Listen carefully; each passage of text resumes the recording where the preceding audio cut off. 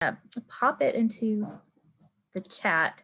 I created a link for Susan's information on our conference website. So let me go ahead and pull up that link real quick.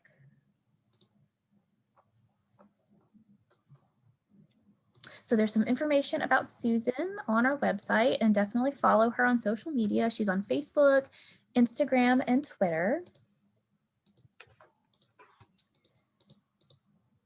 And I just put the link in the chat. And we are just so grateful, Susan, for you taking the time to be here with us. And I'm definitely excited to listen more about you and about your books. Thank you. Well, thank you, Megan, for hosting this. We really appreciate it. Everyone, my name is Marlena White. I am the current board president for the Friends of South Carolina Libraries. We are an organization whose mission it is to connect, educate, and energize library friends groups in South Carolina. So we appreciate you we appreciate you having us today. This will be the third consecutive year that the Friends of South Carolina Libraries has sponsored an author event during the conference, this year being a virtual event. So we're really excited to be here. Susan, I really appreciate you taking the time. Your book, we'll get into your bio and we'll let you have the floor and talk about your book, and then we'll get into some questions. But I had to laugh a little bit. When we have an author come to our library, we always want to make sure that they're welcome and then they have everything they need. And this would be the time in the event that I would ask you if you would like a water or a Diet Coke, but I couldn't help but see that, yeah, you're good. Gotta have my Diet Coke. You're good to go. Well, wonderful. We've got some more people joining us, and we are recording this event today so we can make it available on the Friends of South Carolina Libraries YouTube page, and also for the South Carolina Library Association information as well. So Susan, thank you again for joining us. Susan is the author of 3 books: Friends of the Library, which is a collection of short stories; Cherry Bomb, a novel; and Tangles and Plaques, a mother and daughter face Alzheimer's, which is a memoir. She is the editor of 3 anthologies: Southern Writers on Writing, A Second Blooming, Becoming the Women We Are Meant to Be, and the Pulpwood Queens Celebrate 20 Years. So I will definitely ask you to touch base on who the Pulpwood Queens are, Susan, and why they are so important. Her essays have appeared in 4 anthologies and numerous journals and magazines. She was the co-director of the 2010 and 2013 Creative Nonfiction Conferences in Oxford, Mississippi, and the director of the 2011 Memphis Creative Nonfiction Workshop. She has served as speaker or panelist on over a dozen literary festivals, conferences, workshops, and retreats over the last 10 years. A native of Jackson, Mississippi, Susan has lived in Memphis since 1988. You are welcome to visit her website, which is www.susancushman.com, to find out more about Susan and all the wonderful books she has written. Susan, thank you for joining us today. Thank you so much. So, is it my turn now? It is your turn. Okay, thank you, Marlena and Megan.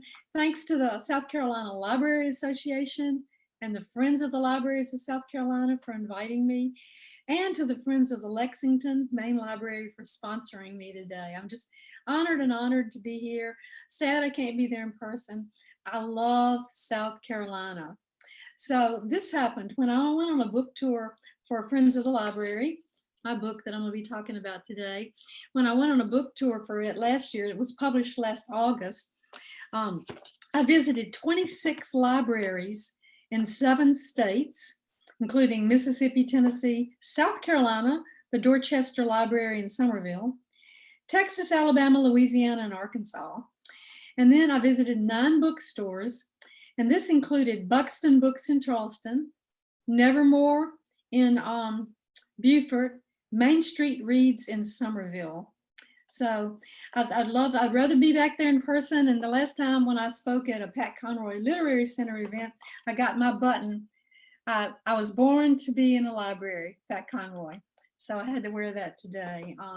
Anyway, it's great to be with y'all, if not in person, even virtually. So I thought I'd start out by saying, how did this book happen?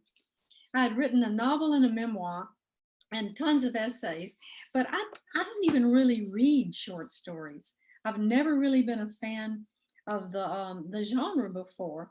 But what happened was when Cherry Bomb, my novel, came out, it was published by a small press outside of Jackson, Mississippi, my hometown.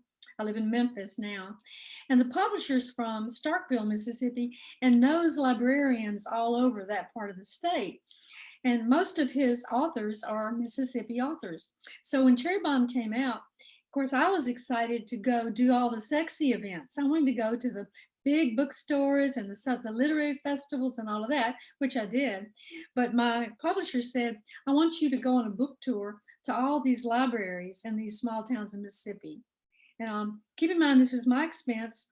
I'm driving 4 to 8 hour round trips from Memphis to each of these towns. Speaking, I figured there'd be 2 people, they'd be old, and they wouldn't buy books. You know, this was my attitude. I had a terrible attitude, but I said, okay, I'll do it. So when I started out to go to all these little towns, the first thing I did was research the town before I went there, because I had grown up in Jackson, Mississippi, gone to school at Ole Miss in Oxford, and lived briefly as a child in Meridian. Otherwise, I had never been Eupora and West Point and Senatobia and all these places. So I would go online and I would research them. And the first thing that happened was I was fascinated with the history of these towns. I thought, wow, this is my home state. I don't know any of this stuff. You know, it was so interesting. So once I drove into each of these towns, already knowing, I was looking for this antebellum home I'd read about. I was looking for this special museum. I was looking for the music and the jazz and the art and the history that was everywhere. And I began to love the tour. And I went and apologized to my publisher right away. And then, of course, the other thing that happened, I'm a big blogger. I've had a blog, which is on my website since 2007. So the first thing I ever do after something is write a blog post about it. So I come back from Eupora, Mississippi, and I start to write a blog post. And then something hit me. And I thought, what if this person that was there in the Friends of the Library group, what if this was their story? What if I could make stuff up? And I said, oh, that would be a short story. Let me go read some short stories and see how to do that. You know, and I have 2 good friends who are prolific short story writers. And I read some short stories and I thought, well, this is fun. Here goes a novel. Here goes a short story. Boop. You know, it's so much easier to write. And so I started writing these short stories. And here's what happened. I have all these author friends who have told me that when they write, their characters take on a life of their own. They don't really know what's going to happen. They put the character, and I've always gone, no, Twilight Zone, that's not true. When I wrote my novel, I outlined all 16 chapters. I knew what my characters were going to do. They don't have a life of their own. You know, I controlled it. So I started writing these short stories. And for the first time, I had this experience that I'd heard my friends talk about. And guess who wrote about it? William Faulkner. And he says, it begins with a character, usually. And when he stands up on his feet and begins to move, all I can do is trot along behind him with a paper and pencil, trying to keep up long enough to put down what he says and does. So that's how William Faulkner wrote. And I thought, this is what's happening. I came up with these characters, Francine and Odell in Eupora, Mississippi. I wasn't really sure what was going to happen. And it was so much fun. Having spent 6 years writing a novel, I spent 3 months writing a collection of short stories. They almost wrote themselves. I mean, it was just the most fun experience. And, you know, George Saunders said, when you read a short story, you come out a little more aware and a little more in love with the world around you. And that was where I felt. I was falling in love with these small towns in my home state of Mississippi, and with the libraries there, with the Friends of the Library groups, with the librarians. Oh, this wasn't even in my first 10 that I went to. Once this was published, I went back to 26 libraries to talk about it. Amory, Mississippi, this wonderful African-American librarian there, started going to that library in Amory when she was 6 years old. And at age 6, decided she wanted to be a librarian. She went to college, got her degree in library science, and is a librarian in Amory, Mississippi, in this library. You know, and in these small towns, the libraries don't have as much to compete with. You know, like I had 50 people show up at a Friends of the Library meeting in Starkville, Mississippi. Great. Granted, Starkville's not tiny. It's where the Mississippi State University is. But it's like they don't have 10 other great things going on that day in their little towns.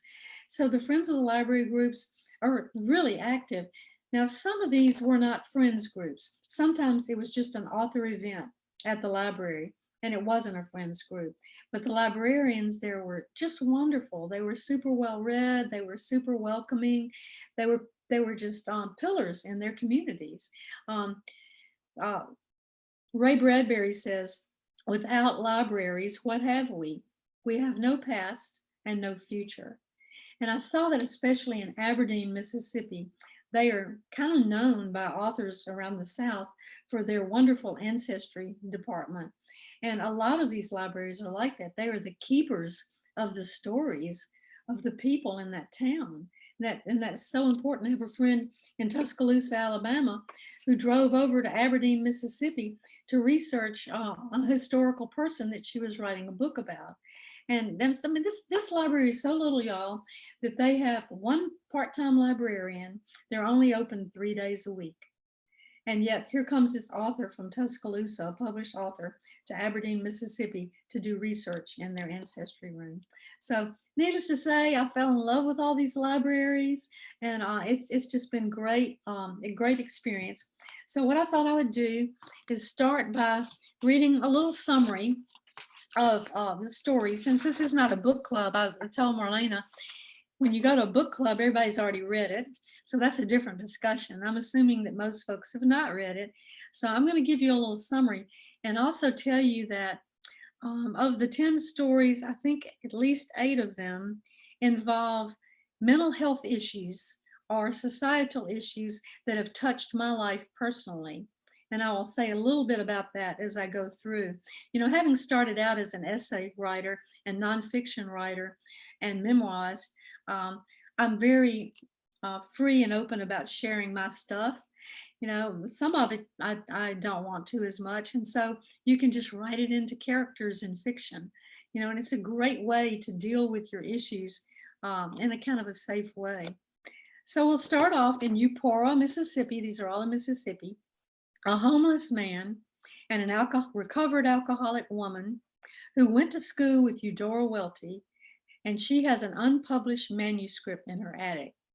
So I love the homeless man. He's my favorite character in all the stories. And in Memphis, we have a very large homeless population. And we lived for 25 years in Midtown, where a lot of homeless people would knock on your door, would be up and down your streets, would be everywhere. I cooked food for them. You know, I got to know some of them personally as people, because they are, you know, they're, but the grace of God go I or any one of us at any time. So my homeless man I'm gonna read y'all about him later. And the woman who went to school with Eudora Welty. Well, of course, Eudora's from my hometown of Jackson, Mississippi. And the main library there where I went to years ago is now the Eudora Welty Library. In Aberdeen, a budding artist who is a victim of domestic violence is the protagonist there. I'm not personally a victim of domestic violence, but I have 3 friends who are. So I wanted to write that story. In Oxford, first of all, let me back up. I meant to say that Adele Covington is a fictional author who's going on a book tour to all of these libraries. And of course, she's me. And so these are the people that she meets and interacts with in each town. In Oxford, she meets a young man who's writing a dystopian fantasy novel and searching for his birth mother. I have 3 adopted grown kids in their late 30s and 40s. And one of them has searched for his birth mother a lot and also writes fantasy. So, you know, this character was inspired by one of my sons. In Senatobia, a mixed race couple who tried to date on the Ole Miss campus in the 1960s reunite 50 years later when they discovered that their spouses, who both have Alzheimer's, are in the same nursing home. That may seem like a lot's going on. And of course, I have them dating in the 60s on the Ole Miss campus, and that's when I was there. And my mother had Alzheimer's. So those are the 2 issues that are going on. And being a mixed race couple, my son-in-law is Black, and his 2 daughters are are mixed race.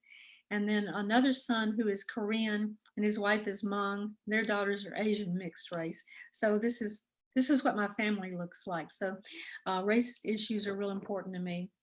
In South Haven, a 7-year-old girl battles a rare form of cancer at St. Jude's Children's Hospital and receives help from an Orthodox priest and a weeping icon. I am a cancer survivor, and living in Memphis, I live like 2 minutes from St. Jude's Hospital. And the Orthodox priest and the weeping icon are because I'm a convert to Orthodox Christianity. I'm Orthodox, and I studied iconography and painted icons, and I have seen weeping icons in many churches and monasteries over the years. In Starkville, a young mother who experienced childhood sexual abuse struggles with eating disorders. This was true of me. I was molested by my grandfather when I was 4 and 5, have struggled with eating disorders my whole life. Oh, and I meant to say, going back up to Eupora and the recovered alcoholic woman, I quit drinking 3 years ago, September. So I wanted to put a little of that struggle into one of the stories. In West Point, Adele helped solve the kidnapping case of an 8-year-old girl. So y'all are waiting for me to tell you what happened to me. For 20 years, I never missed one episode of Law and Order, SVU. So, this was ripped from the headlines. This was nothing that happened personally to me. That's the one story that's just completely not inspired by my life other than my addiction to that TV show. In Pontotoc, a musician who played in a high school band with Jim Weatherly, who wrote Midnight Train to Georgia, finds late life romance. I have a really funny story about this one. So I go into Pontotoc, Mississippi to their Friends of the Library annual event, and they've got sandwiches and everything, and they've got this really handsome older man playing the piano, just before everybody eats. So I wanted to get to know him. I just really liked him a lot. And I've made him the protagonist of the story. And he finds late life romance and all this stuff happens. So when I spoke with the librarian there a year later and said, hey, guess what? I've written a book, Friends of the Library. And one of the stories was inspired by, now I've forgotten his name, Jim, who played the piano that day. So I wanted to be sure and invite him, when I come back to read to y'all about this. And sadly, she said he passed away. And then she said, but we will invite his wife. And I went, oh, wait, he's married? I said, oh, well, if you're going to invite her, please tell her that this is a fictional story, that he didn't tell me about some romance he had with this woman he knew in Oxford.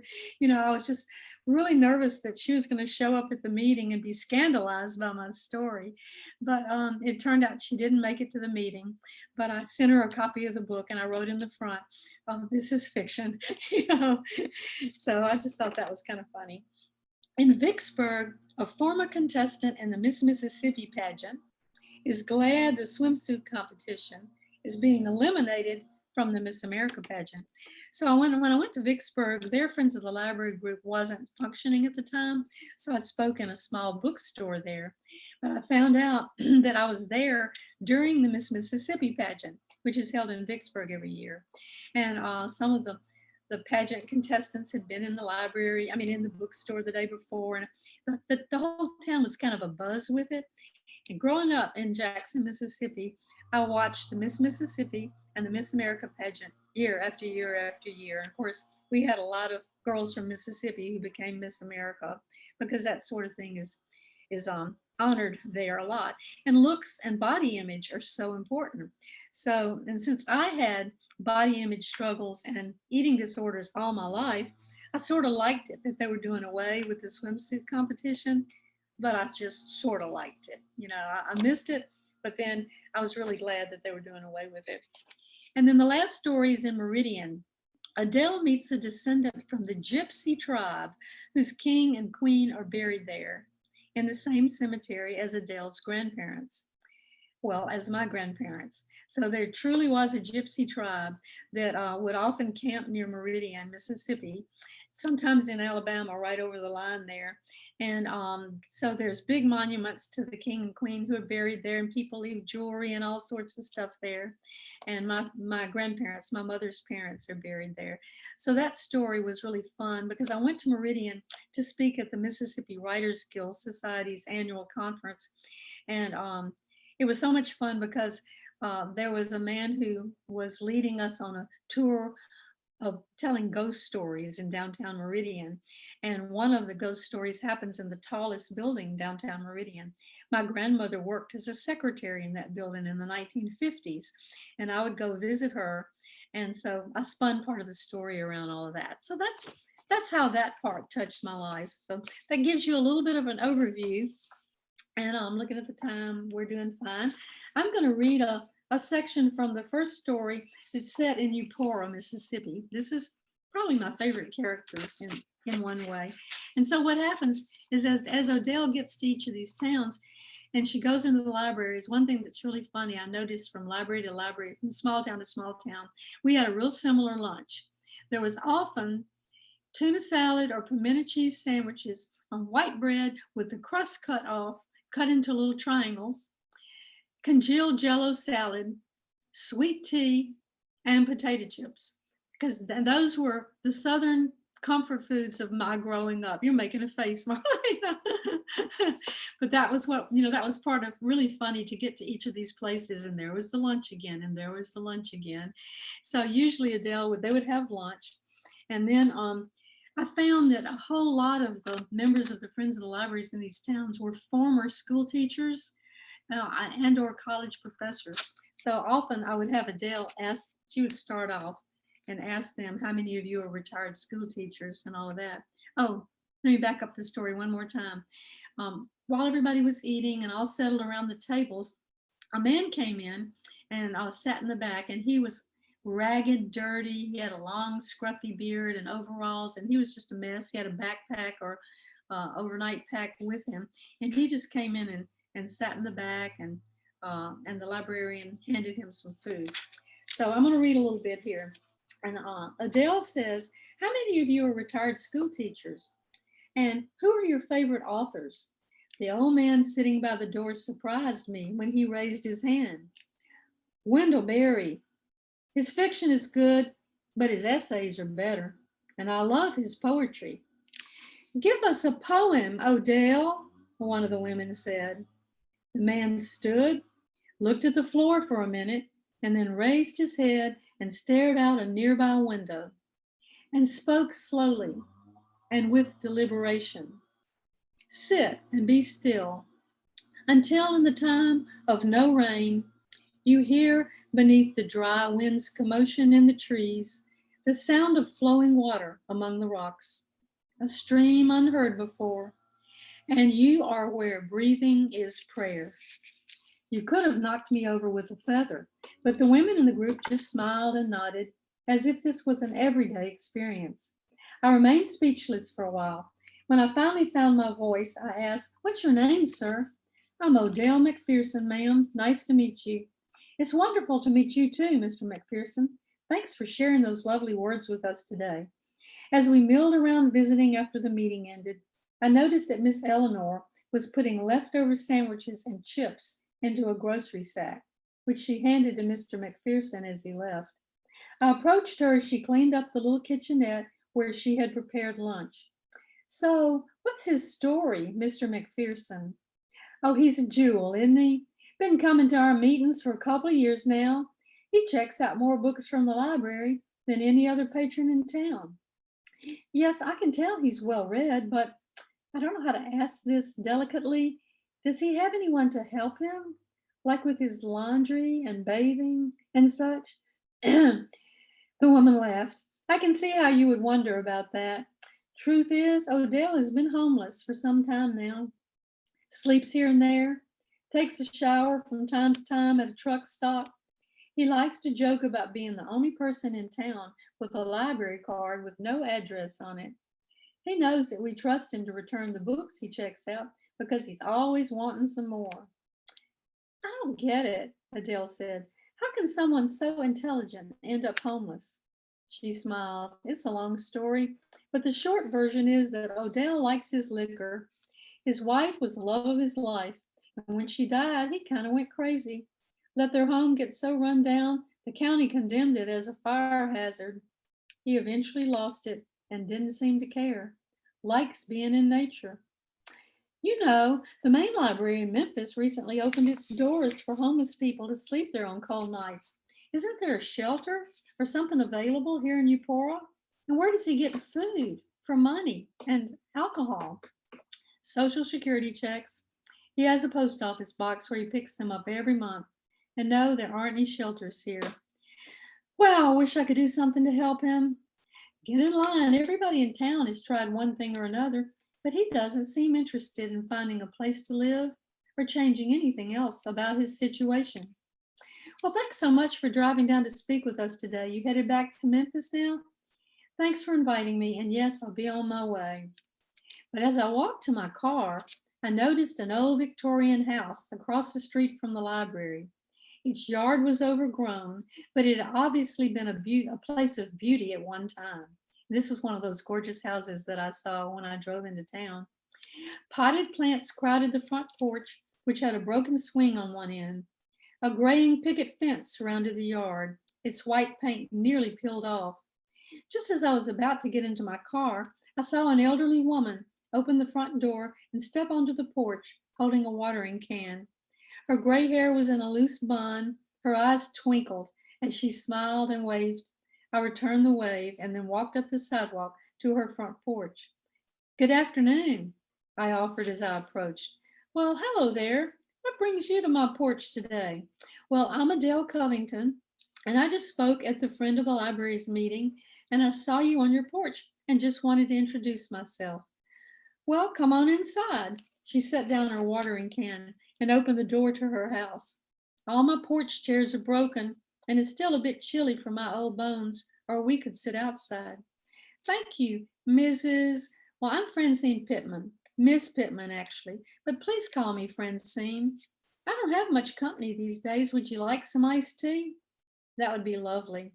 I followed Francine where she indicated the chairs at the kitchen table. Can I help you with the tea, Miss Pittman? She turned from the counter where she was getting 2 glasses from a cabinet and smiled. It's Francine, remember? And no, thank you. She brought over a glass pitcher of tea, followed by 2 glasses of ice and a small bowl of lemon slices. Shortbread cookies were already on the table.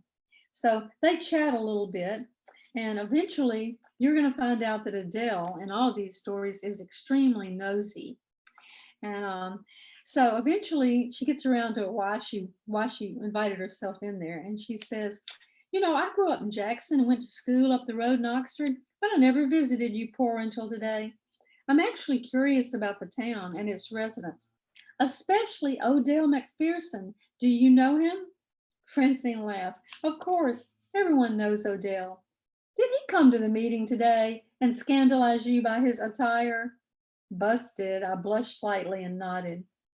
I bet he quoted poetry or waxed eloquent on some literary topic. Exactly. I was so taken with him. But I'm also worried about his living situation. And I looked over at your house when I was leaving the library, and I had an idea. Now, you might think I'm poking my nose in other people's business, and I guess I am. But I was thinking of how you could use some help keeping up this beautiful home, and Odell could use a roof over his head.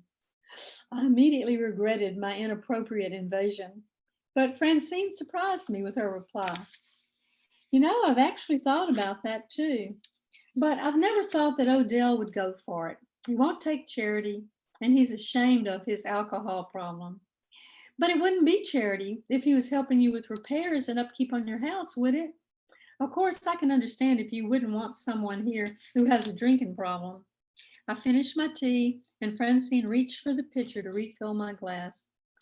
Oh, that wouldn't be a problem. I was an alcoholic for many years myself, so I understand addiction, but I got sober when I was in my 60s. So maybe you could even help Odell. People only stop drinking when they want to, Adele. Well, what led you to drink too much, and how did you quit, if you don't mind my asking? Told you she was nosy. Well, not at all. I went to school with Eudora Welty, and she inspired me to write. But I was so nervous about getting my work out into the world that I started drinking every night. I was in my 30s then. What started as a nip or two of brandy turned into several glasses of wine and eventually several glasses of bourbon. This went on for about 25 years. My drinking cost me my marriage, and I never had children, so I was alone and depressed. Needless to say, I never got my novel published. By the time I got sober, I was just ready to work on my health, which is pretty much all I've done for the past 20 years. So I know it's rude to ask, but how old are you? Francine laughed. I just turned 80. Been living in this house my whole life. And what is your book about? Oh, it's a Southern Gothic story. I always loved Faulkner's Sanctuary. So I tried to spin a dark tale about a small town socialite who disappeared on the night of the debutante ball. I called it Coming Out. And you haven't tried to get it published? You could still do that. Oh, goodness, no. I'm too old to deal with all of that now. She rose and walked to the counter, leaning on one arm and holding her back with the other. Excuse me while I stretch for a minute. If I sit too long, I get stiff and my arthritis acts up. Of course, but don't change the subject on me. I have a neighbor in Memphis who's in her 80s, and she has published 3 books and is writing another. This is true, by the way. You can do this if you want to. You're so sweet, but it's all I can do to get out of bed, get dressed, and fix some food each day. By the time I do a little cleaning and small repairs around the house, I don't have any energy left. I missed my window to be an author, and that's just fine. But don't you see? I walked to the kitchen counter and stood face to face with Francine. If Odell was here to help you with the house, you could get that book published. Won't you at least think about it? Francine patted my arm and smiled. Your enthusiasm is heartwarming, Adele. Thanks for the visit. It's time for my afternoon nap, so I'll see you to the door. And I'm going to stop there. So you have to get the book and read to hear if you want to know what happened in the rest of the story. So I'll pause there and see if there are any questions. If anybody wants to ask, or Marlena said she might have some questions or comments or whatever y'all want to talk about. Wonderful. Thank you so much, Susan. You mentioned getting a copy of the book, so I am putting a link in the chat to a fantastic independent bookstore in Memphis, Tennessee, in your hometown, where they can get a copy of the book. Thank you. Put that in there. Thank you. Wonderful. Thank you. So I do have some questions. I had to chuckle a little bit when you were talking about the standard snacks at a Friends of the Library or a library event. It's got to be sweet tea, usually some little sandwiches or something, some sort of sweet. Congealed Jello with fruit in it might not go over so well with my friends board. Or my friends group, they might not care for that. But I think I got a few people on here from the Lexington County Library System. I will tell you, they're always very conscientious of what we do bring in because they don't want it on their carpet. We're always very careful about our food there. Right. Well, thank you so much for those stories. I do have a list of questions, and if anybody has questions for Susan about her writing, about her books, about her experiences, you're welcome to put them in the chat, and I can go ahead and share them. So I really enjoyed your book. Thank you. In my day job, I am the part-time director of a Friends of the Library group in Lexington County, the Friends of the Lexington Main Library. So I've had a lot of experience with putting on some of these author events. So I did have to laugh. It's the first question that we always ask when the author comes in. Did you find it here okay? Did you find your way here okay? Well, surely you have Google Maps, but we always ask, we always want to make sure that you found our library okay. Right. So I've got some questions here, and I'd like to go ahead and start with this one. Your South Haven story focused on St. Jude, about the child who had cancer, and it had gone into remission, and then it had come back. And St. Jude's, it was such a prominent part of the story. Do you have a specific connection with it, or do you have anything that you'd like to say about the charity St. Jude's? Yeah, well, it's really 2 minutes from my house. We live in Harbortown, which is a little community on the Mississippi River in downtown Memphis. And St. Jude's, I can drive there in 2 minutes, maybe 3. And I was a Tri-Delt at Ole Miss, and we sponsored the building of the Tri-Delt house there at St. Jude's for families and all of that. So in that way, it's dear to my heart. And also, I'm a cancer survivor. Of course, as an adult, I was not treated at St. Jude. This was on 2001 when I had cancer, cervical cancer surgery. I'm fine. So yeah, that was my connection to St. Jude, and I have some friends who work there or have worked there. It's a fabulous place. You know, they don't charge anything.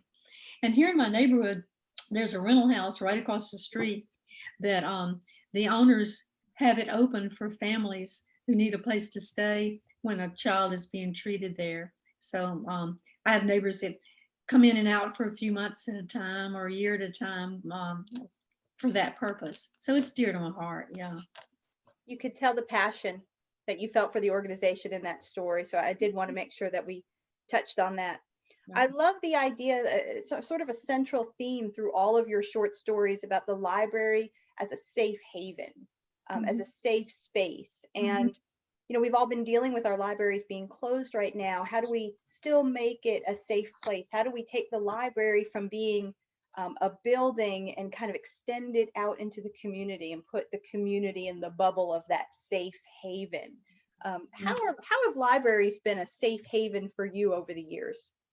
Well, as a child, you know, like many of us, they were my favorite place to go. And what's interesting is my parents were not big readers, and I don't have many memories of them reading to me. So my earliest memories are once I could read was going to the library. And I mean, maybe I was second grade. I don't remember, you know, at the time. And the maximum number of books you could get and how quickly you could get back there to get more. You know, I don't remember being so young that I ever went to story time, or if libraries had story time in the 1950s, they might have. I don't know. I mean, I was a child in the 50s, you know. So those were dear. And my junior high school, a branch library in Jackson was literally right across the street from it. So it was almost like a social place as well as a place to study, you know, there. And then again, our main library has now become the Eudora Welty Library in Jackson. Now here in Memphis, we built they call it an information center, a new library a few years ago. And I loved when I wrote my novel Cherry Bomb. I did a lot of research there because the main character in Cherry Bomb is a graffiti artist. And I love graffiti. I'm fascinated by it. I photograph it whenever we go places, San Francisco, New York City, Europe, where I can see a lot of it. But I needed to research it, especially to get the language, the materials they use, the way graph writers throw things up and what their tags are and all of that. So I went there to research that. I know you can research online, but especially when it comes to art, I love the real books in the art department at the library. Another main thing in that novel was abstract expression art played a big role in it. So again, the art books and the history of Elaine de Kooning. She's a real artist that is a character in that book. So I spent a lot of time doing research at the library there for that first book. And up on the third story of our information center, you can see out all over Memphis. There's just, you know, walls of windows everywhere. You can even check out a little private room, you know, that you can have for the day, that you can leave your computer in if you need to go to the bathroom or whatever. It's a fabulous place. And we're very lucky, both in my hometown of Jackson and in Memphis. The Memphis Library has a book club. The book, you know, I've spoken at it several times, and a lot of great events. I think a lot of writers that we have had and hosted at a lot of our friends' events, or that we have been associated with, you know, much of their research, much of their jumping off point for their novels, for their works, starts at the library. Right. And I love as an information center, the library is an information center. Yeah. It just encompasses so much more of the services that libraries offer to us nowadays. Right. Well, I have to ask, as a steward of a Friends of the Library group and a big supporter of Friends in whatever format they take, are you a friend of your local library? And if so, what library? um, the main library, which is the information center. And one thing that we do, we have a year-round open bookstore, used books. I mean, it's open 24/7. It's within the library. And then there's a big annual sale. So I know that friends groups all over the place raise a lot of money with book sales for their libraries, and Memphis is no exception. On one of my tours, one of my favorite places I went was in New Orleans. Can't remember the name of it now. It's a historic building there that's a library, and there's like the servant quarters out back because it's an old house. But it's turned into their Friends of the Library bookstore, and I actually spoke inside their little store one day when they were having a sale. And it was just sort of an informal thing. People were coming and going and buying books, and I was talking about Friends of the Library. So it's fun as I visited all these places to see the different things the friends groups do. Could it have been the Carriage House Bookshop?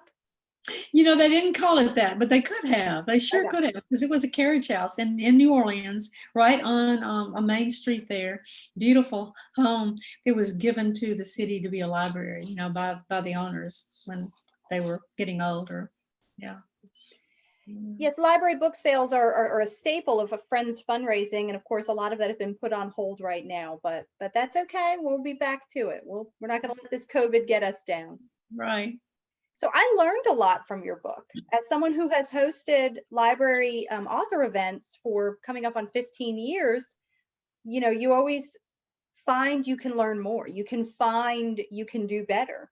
And I loved that in one of your short stories, you talked about a partnership with a business to get a sponsorship to reduce the cost of the books to each attendee. So for example, if the book was $24.99, you get partner with a local business sponsor to reduce that cost down. So everybody that shows up to the event can pay $5 for the book. Right, it's a bank that does that in North Mississippi, and they buy the books for this book. It's a book club at the library, and so everybody pays $5 each for the books, even if they retailed for $25, and the bank makes up the difference. I thought that was wonderful. Yeah, and it gives the bank an opportunity to spotlight, to promote themselves. That's advertising. That's free advertising. Right. And really all they're doing is helping to cover the difference between the $5 and the retail cost of that book. You're supporting the library, you're supporting humanities in your community, and you're supporting your local bookstore. And supporting the author. Right. Another partnership, there's a wonderful senior living facility here called Kirby Pines, and their book club is called the Book Baggers. They have at least 50 people at that meeting. I've spoken at it several times. And something that over the years, and something that's come out of it recently, is they asked if I would lead a creative writing workshop there. And I've been doing that every month since July, and there are 20 people in their 70s to 90s in the writing workshop, which is so cool. I just love it. They're writing fabulous stories, mostly memoirs. But the Book Baggers have a deal with the main library in Memphis. So like if my book is the book for April and I'm going to be coming to speak, the Memphis Library will have 10 or 15 copies at least for them. So they bag the books for them there. And then I think one of the local bookstores also helps them out. So I love these connections. Wonderful community partnerships. And so if anybody had any questions, or if anybody was interested in speaking to you about hosting a similar writing workshop through their library or through their friends group, Megan has posted a link to the South Carolina Library Association conference page where you can get Susan's contact information. You can be linked directly to Susan if you are interested in learning more about her creative writing workshops. That's fantastic. Absolutely. Yeah. I did have to laugh a little bit. In one of these stories, Adele comments on why no one sits in the front row. No one ever sits in the front row. If anyone can unlock that mystery for me, that would be great. I don't know. We always joke that we're going to remove the front row, but then what happens is everybody just moves a row back. Exactly. Isn't that funny? It's just, I don't know if they feel exposed, or if they're wearing a dress, they worry about how they have to sit with their legs crossed, or I don't know what it is. They don't have a seat in front of them to put their junk under, like on the airplane. If you're at the seat that has the, what do you call it? the board there. Nobody wants that seat because there's no place to put your stuff. Who That's- knows? I just threw that little detail in because I noticed it everywhere I went. Nobody wanted to sit on the front row. Well, I feel like I was on an inside joke there. Like I was, you know, reading something and oh, that's right. I don't know why they do that, but. Well, I did have a quick question. You have some fantastic blurbs on your book, about your book from some very influential people in the literary community, including Jonathan Haupt, the executive director of the Pat Conroy Center, and you're wearing his button there, the Pat Conroy Center button there. Right. And also Cassandra King Conroy wrote a beautiful blurb. What is your connection with Cassandra? Well, Pat Conroy is my favorite author of all time. And I met him, oh, you said for me to talk about the Pulpwood Queens. This is going to be a connection. The Pulpwood Queens is an international book club. There are over 750 individual clubs, all under this one umbrella. It's been around for 20 years. Kathy Murphy started it. And I have been to 5 of their annual conferences that are every January in Jefferson, Texas. So about 10 years ago, Pat Conroy was one of the author speakers there. I was not an author yet when I went. And I just, I'd already loved his books. I loved him in person. And then Cassandra came to Memphis for the Southern Festival of Books. The last year it was in Memphis. It used to be every other year, Memphis, Nashville. Now it's always in Nashville. And she had just written the novel, The Sunday Wife. And my husband is a minister, in addition to being a physician. He wears 2 very busy hats. But I identified so much with her book, The Sunday Wife, that she wrote in my copy of it when I met her that day, to Susan, who knows what a Sunday wife is. So as a husband and wife, they write, many of my favorite books. And I've just kept up with Cassandra over the years. I do a lot of networking, whenever I go to events, whenever any authors or anywhere I can drive to, and I get to know people that way. And I've gotten to know her over the years. When I decided to publish some anthologies, I invited her to contribute essays, and she actually contributed essays to all 3 of the anthologies that you mentioned earlier that I edited. And we became such good friends. So Pat called himself a blurb slut, meaning he would write a blurb for anybody that asked, because he wanted to give all authors, a heel up. So Cassandra kind of follows in his footsteps. So she has actually blurbed a couple of my books, and I'm very honored, and when she says in Friends of the Library, it's a beautifully wrought hymn of praise to readers and book lovers in the most sacred of places, the library is where we find both. And then she even says she wished she had written it. And that's just the highest praise in the world to me. So when she came to Memphis to speak on her last book, I introduced her at the novel bookstore here. So we've just I've been to her home in Beaufort, and she introduced me at Nevermore Books there in Beaufort for at least one of my books. And then she was on a panel with me there for A Second Blooming, Becoming the Women We're Meant to Be, because she had an essay in that book that was just fabulous, So just dear people, I love her to death and love Pat. She is a delight. She was a guest speaker at the Friends of Lexington Main Library's annual meeting last December 2019. Do you guys remember when we were allowed to have people? Yes. Big events in the library. Remember that? Yeah. Well, I'm going to take that opportunity to do a little plug on my end. So as a representative of the Friends of South Carolina Libraries, we had put together an annual conference for library friends back in April. And as you can imagine, it was canceled. We have now rescheduled that event. It is scheduled as a virtual event. It is a library friends conference, but it is also open to any library staff members, directors, board of trustees. It is only $10 to participate in the all-day virtual event. There are many breaks built in. Registration is now open, and it is in partnership with the Pat Conroy Literary Center Festival, for the Pat Conroy Literary Festival. So it's in conjunction with that. So several of our guest speakers are in town for that event, and they're going to cross promote with the Friends of South Carolina Libraries virtual event. So I'm putting a link in here, and this information went out on our Facebook page. It went out in a newsletter that we hope is getting to as many friends group as possible. If your friends are not getting information from the Friends of South Carolina Libraries, you're welcome to contact me. My information is available just by Googling Friends of South Carolina Libraries, and we will be sure that they are getting the information. But that conference, the registration is now open. Again, it's only $10. Friends are welcome to view several to a small socially distanced group if they are comfortable doing that. So if your library is allowing your friends to get together, they are welcome to. $10 isn't per person, it's per registration, per viewing. So low plug there. We were excited to partner with the Pat Conroy Center in order to get some fantastic speakers. So it is a virtual event, but several of us will be in Beaufort broadcasting from the St. Helena Branch Library, which is just a very short walk to Pat Conroy's gravesite. So anyway, thank you so much for letting me plug that. Again, the website is down there. You said something earlier in your talk, I just couldn't help but, it really struck me. It was, and of course I wrote my notes here. Writing is a way of dealing with your issues in a safe way. I think that's a fantastic way to look at writing, because sometimes authors will talk about how writing can be exhausting. It can be draining. It can be taxing. It can be hard on relationships. It can be all encompassing.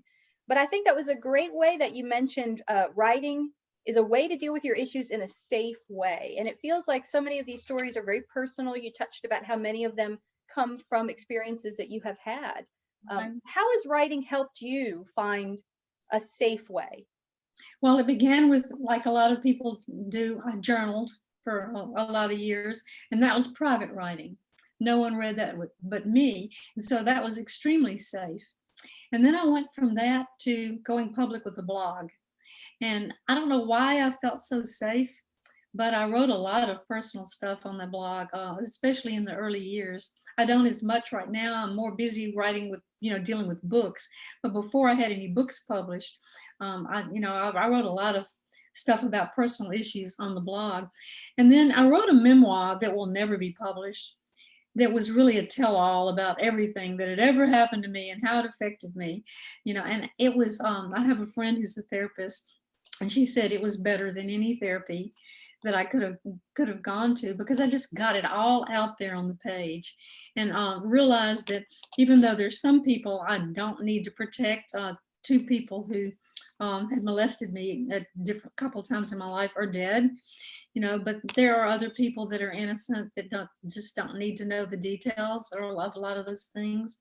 And so I just put that memoir on the shelf, but I have used a lot of that to inspire my fiction. And Cherry Bomb, my novel, the protagonist in it has experienced a lot of things that I've experienced and a lot of things I've not, so it is safe to write it in fiction. I mean, that's what Pat Conroy did. I mean, he did also tell all, but all of his dysfunctional family stories are in his novels, starting with The Prince of Tides, which is my favorite book ever written, So it can be a safe place and a healing place.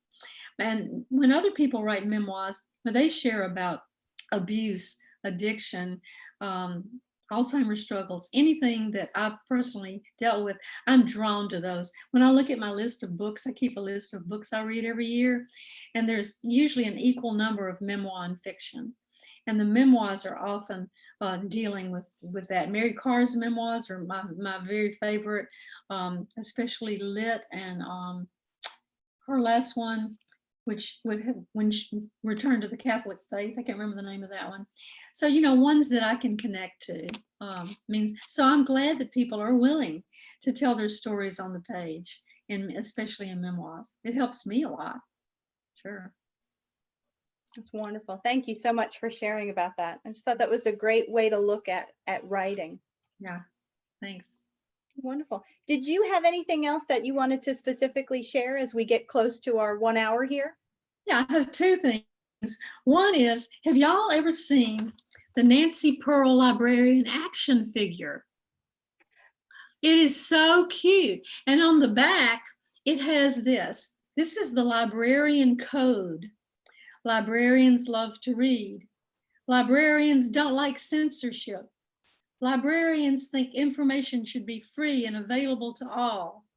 Librarians know all life's answers aren't in books, but most are. Librarians know that empathy comes from experience in other people's stories. Librarians can help you find your next good read. Librarians are always happy to check the fact for you. Librarians organize the world of information. So anyway, this is just a great, the Nancy Pearl action figure is just great. And just thought I would share that in case you didn't know about it. And then one more thing is most of the times I save this because usually somebody asks this, what are you writing next? Since you didn't ask, or yeah, maybe you were thinking of asking. So the story about John and Mary Margaret, the mixed race couple who tried to date on the Ole Miss campus, it's the longest story and kind of the most involved. At least 2 or 3 readers said to me, why don't you turn that into a book? And I did. And I wrote it, I've written it during the pandemic because the first 2 months of the pandemic, I was just angry and depressed. And I couldn't write, I could barely read. I was just frustrated, but I'm a real people person. And even though I had already done 40 events in 7 states for Friends of the Library, I had 2 or 3 big ones cancel, including the one with the Friends of the Libraries of South Carolina. It was supposed to be in Beaufort, and one in New Orleans. Anyway, I had a couple cancel, but all of a sudden I had been having so much fun, and then it was over. So after a couple of months, my husband, who's a physician, said, this isn't going away anytime soon. I think we're in this for about a year. And I said, oh, he said, so you just might need to kind of adjust your mindset. And then I thought, this is ridiculous. I'm a writer. All I need is time alone. Now I have all the time. And I'm not like someone who's got small children at home. You're trying to help them do their school on computer, or any of that. I mean, I have all the time in the world. I live in a beautiful place with lots of light. So why don't I write? So I started writing this book, and I wrote the entire book in about 3 months. And then I sent it out to early readers, especially because it involves a Black man and a white woman and their relationship. It covers over 50 years in Oxford and Jackson, Mississippi, and in Memphis. So some of my early readers are sensitivity readers. They're Black, especially Black authors. Some of them they're 4 sorority sisters from my sorority at Ole Miss, because some of the scenes take place in the sorority house there. And then some native Memphians for the part that took place in Memphis, because I've only lived here since '88. And I've heard back from all of them, 10 or 12 of them, and done revisions and revisions. Just, they were so helpful, and also got 6 blurbs out of it. So I'm really just about ready to send it to the publisher. So that's really fun that story is going to take on a greater life. And the title of the book is John and Mary Margaret, because that was their characters' names in the short story. And it'll be a lot meatier. These stories are all pretty light, even though they deal with heavy subjects. They're upbeat and they have happy endings. When I read all my reviews on Goodreads and Amazon, I get tickled. I got tickled. The worst review I got real tickled at this. This was like a 2 or 3 star. And her first line was, I don't like short stories. And I'm like, well, then why did you read it? It says on the front, short stories. But a couple of the not as great reviews said it was a little too much like a Hallmark story where, Adele goes in, everybody immediately tells them her stuff and she helps fix everything. And I thought, well, I'm writing in a time, well, this wasn't during the pandemic, but before then, people are struggling. People needed a little happiness, So I wrote them kind of light with good endings. And John and Mary Margaret has a good ending. The novel does, but it's very meaty. It goes into civil rights, race issues in Mississippi and Memphis from the 60s up to the present time. And it has a lot of historical detail. I did a lot of research for it. So I'm real proud. So hopefully it'll be out next spring or summer. So y'all keep an eye out. Wonderful. Thank you so much for sharing about that. That is very exciting. Thank you. Yes, we are going to come back to having authors back in our libraries. I don't know when, but it will happen. Thank you for sharing that fantastic super librarian superhero. I've heard I've done over the last couple of months, the last 6 months, I've done a lot of virtual training for how to sustain library friends groups, how to sustain libraries, how to get creative in a COVID-19 world, how to put on virtual events, what can go right, what can go wrong, very, very, very wrong, lots of things.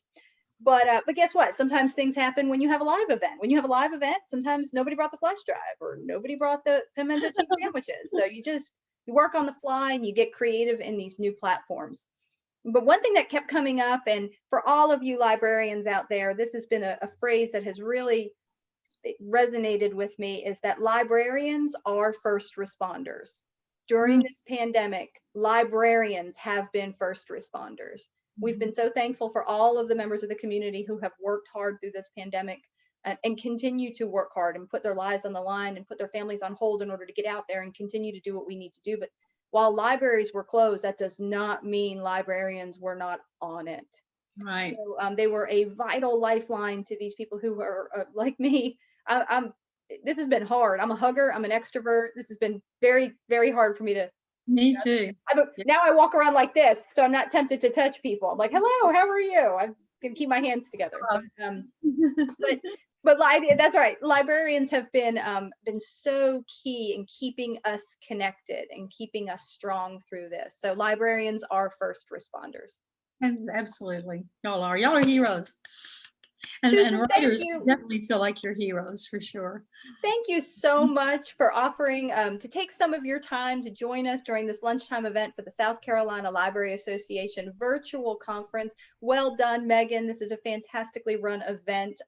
So far smooth, and no one's forgotten the flash drive. I don't know about the pimento cheese, but don't worry, it'll all be fine. Susan, thank you so much. I cannot wait till we can see you in person and we can have you come to the Lexington Main Library. We can get your information to some of the other libraries in South Carolina so you can come and talk about your writing. And when your new book comes out, we cannot wait to have you in South Carolina. Thank you. Appreciate it. I'll look forward to it. It's one of my favorite places. So I definitely want to get back there. Thanks a lot. Thank you so much. And again, everybody, on behalf of the Friends of South Carolina Libraries, I'd like to thank you for taking some time this afternoon to join us and talk with Susan.